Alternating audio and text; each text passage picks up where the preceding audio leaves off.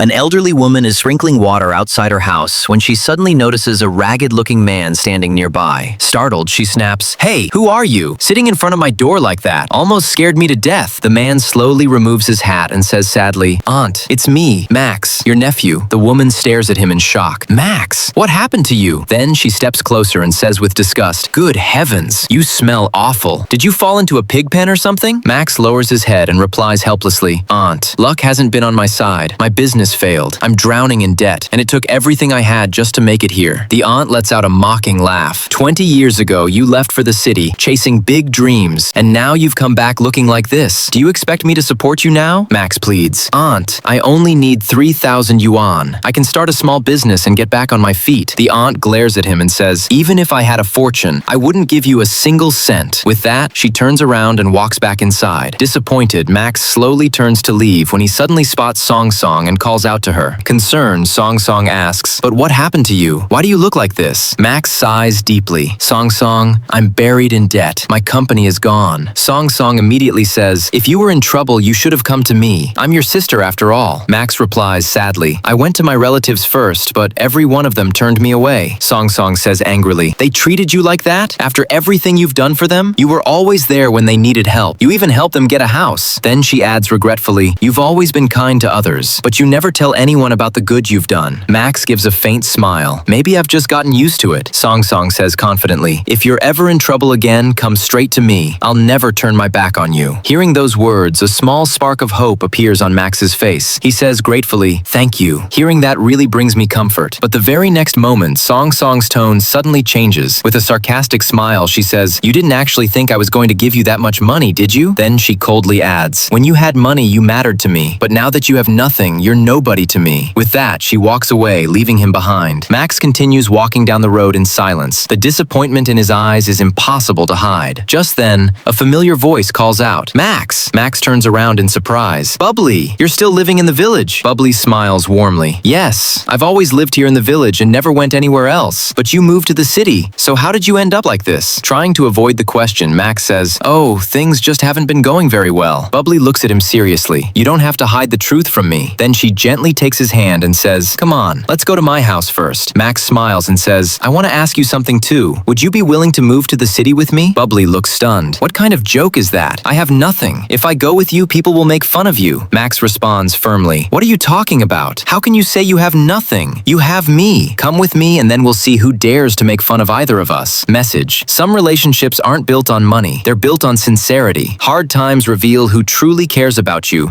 and who is only around for their own benefit.